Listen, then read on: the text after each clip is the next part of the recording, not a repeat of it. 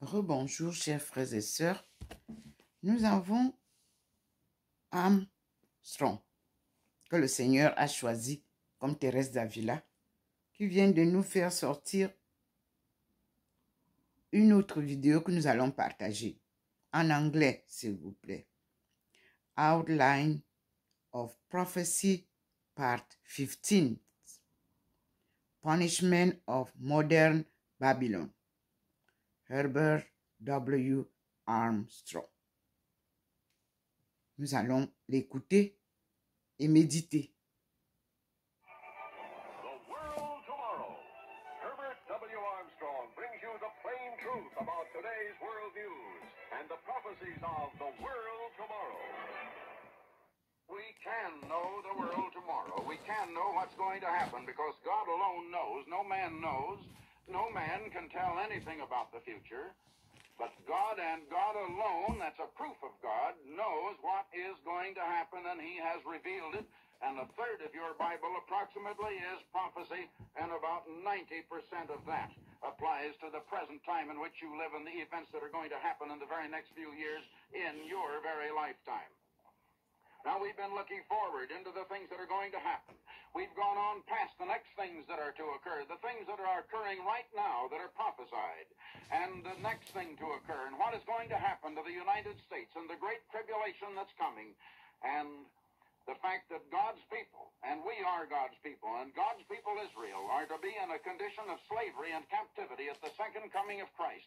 And just prior to that time, in the time known as the Day of the Lord, the time when God is going to supernaturally intervene, we've been seeing that He is going to send communist Russia to destroy that power which is now rising up, but which we seem too stupid or too dumb to see in this world, in which we're actually helping to create the Frankenstein that is coming against us, a union of 10 dictatorships in Europe and in the territory of the old Roman Empire.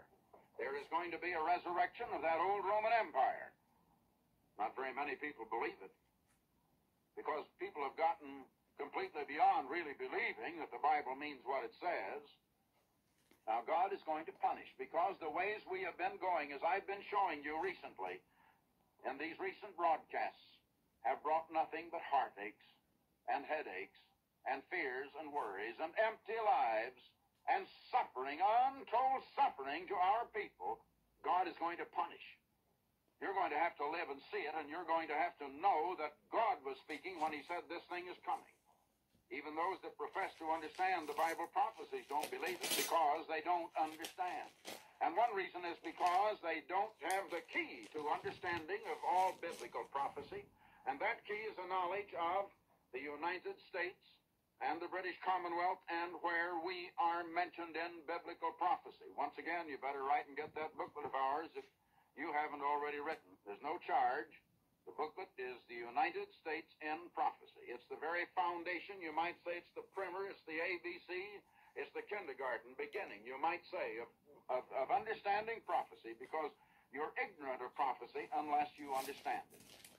Well, now we've been in the 50th and the 51st chapters of Jeremiah, looking into the future. A number of other world events, world-shaking events are going to happen prior to this, but we're getting on over just prior to the second coming of Christ, and when communist Russia is going to be rolling over this revived Roman Empire that is called by the symbolic name Babylon in the Bible prophecies.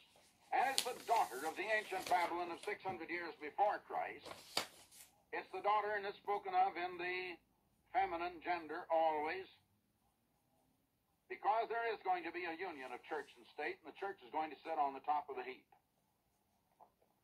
And so, here we find, coming to verse 34, that's where we were. We've seen what's going to happen. Babylon's soldiers are going to cease to fight. They stay inside their forts. Their strength is gone from them. They are weak as women, and so on. And we were reading that in the preceding program in the 30th verse, and here in the 33rd verse, Jeremiah 51.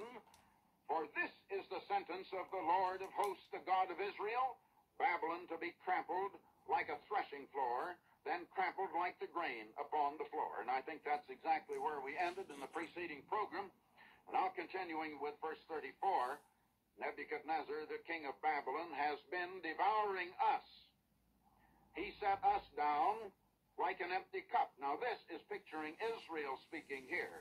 Israel speaking of how this king of Babylon, and of course here it goes back to the Nebuchadnezzar of 600 years before Christ, as it has a number of times, using what happened to the Jewish people back there as the prefigure, as the type and the prediction of what is going to happen to us now. It was merely the foreshadowing event. There is type and antitype. There is a duality principle in the prophecies of God. Literally, however, it's speaking of our time now, and I've shown you so many places. It's the time of the great exodus under Christ back to Palestine, an exodus so great that they will never remember the exodus out of Egypt or under the hand of Moses. And this will be at the time when Christ leads Israel and Judah back to Palestine, as we read back here in chapter 50 and verse 34, that the world may live at peace, as it will after the second coming of Christ. It's the time when they will look for the sins of Israel and Judah, and they'll find none, because the deliverer shall have come to Zion and have turned away ungodliness from Israel and from Judah. And God is going to make a new covenant with his people. And our people are to be converted and begotten of the very Spirit of God and made his own people. They're going to know that he is the eternal. So here they are pictured as saying, Nebuchadnezzar, the king of Babylon, has been devouring us. He set us down like an empty cup. He swallowed us up like a monster. He gorged himself with our delights. And then he threw us aside. My torn flesh be avenged on Babylon. That was Israel's cry. Let those who dwell in Zion cry, my blood be avenged on the Chaldeans. Let Jerusalem cry, and here is the Eternal's answer. I will take your part, says the eternal God. I will avenge you. I will dry up her lake and drain her springs. Babylon shall lie in ruins, a mere haunt of jackals, a horror and a scorn where no man lives. I will dry up her lake. Is that referring to the Mediterranean? Does that mean that after the second coming of Christ and through the millennium, that the Mediterranean Sea will be solid land and people will dwell there? Babylon shall lie in ruins, a mere haunt and a jackal, a horror and a scorn where no man lives. My friends, you're going to see that happen, and nobody's going to live in the territory of this coming to be resurrected Roman Empire for 1,000 years to come afterward. Now, let's go back here just a minute. Israel has cried here, my torn flesh be avenged on Babylon. And then let those who dwell in Zion cry. Here are the saints, the people in the church now. Let them cry, my blood be avenged on the Chaldeans. Let Jerusalem cry, let my blood be avenged on these Chaldeans.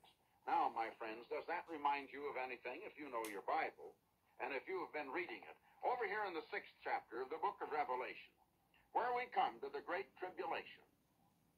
The Great Tribulation is pictured here in the 6th chapter under the 5th seal.